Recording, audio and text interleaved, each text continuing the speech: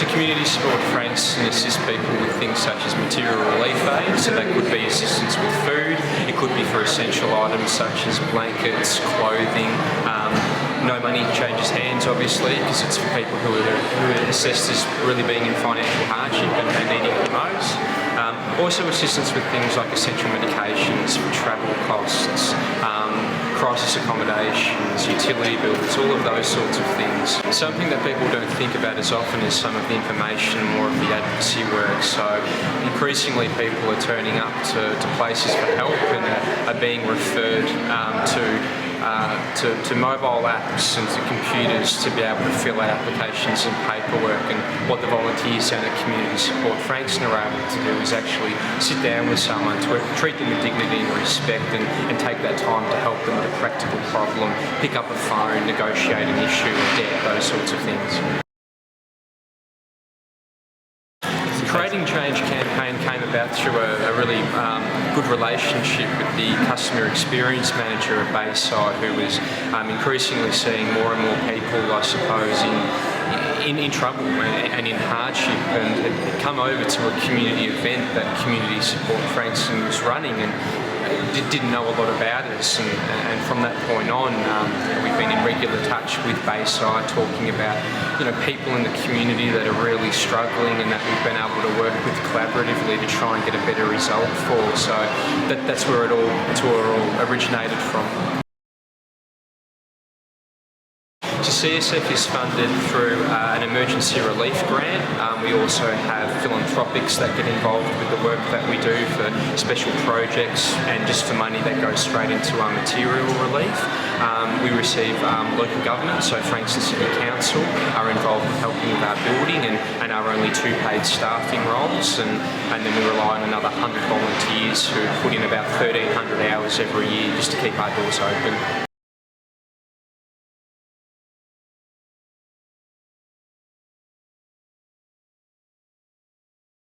So that's a really good question. A big focus on the campaign's been about homeless, not hopeless. That's such a strong and powerful message. But when we're talking about homeless, it's not necessarily street sleeping homeless, so people that you're walking over. I mean, obviously we see those people every day, and the funds that we're getting through the Creating Change campaign will go to practical supports and other supports for those people. But for every one person that's sleeping rough in Frankston, there are dozens more that are in horrible transitional living arrangements, that are trying to make ends meet on a new start payment, that are getting this close to being evicted from a rental property and just don't know where else to turn. So part of what the funds is about that more holistic view of people that are just in severe financial hardship.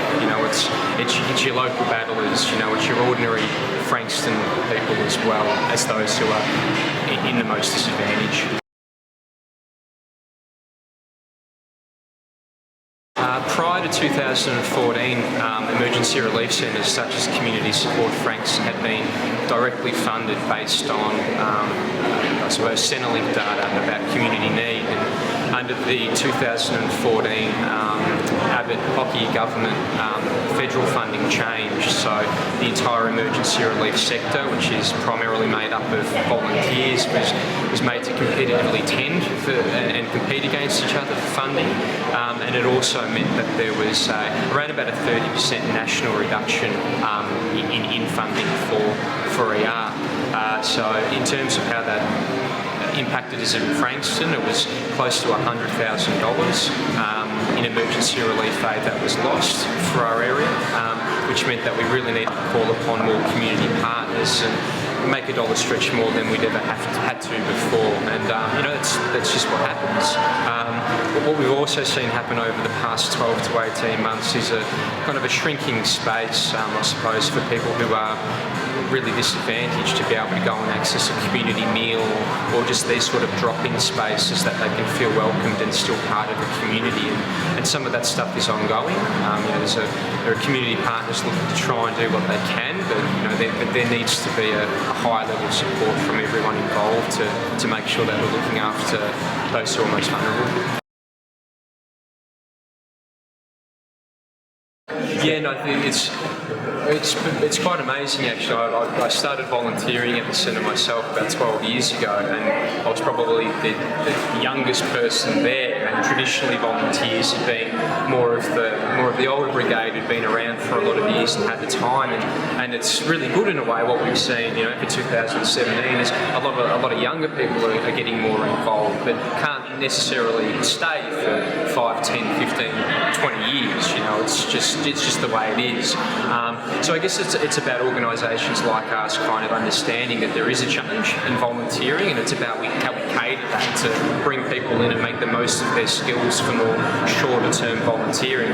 Having said that, I mean, Community Support Frankston's always been very lucky to have the ability to attract a really good core group of volunteers that do stick around for a long time when it comes to the community interviewing and intake work that we do, and then have just a natural turnover of people who are fantastic and they volunteer with us and add a lot of value in the ways that they volunteer, and then move on to something else, and then sometimes come back the way I did 3 years ago, to come back and manage the centre, which I would never have thought of at the time when I started my volunteering journey.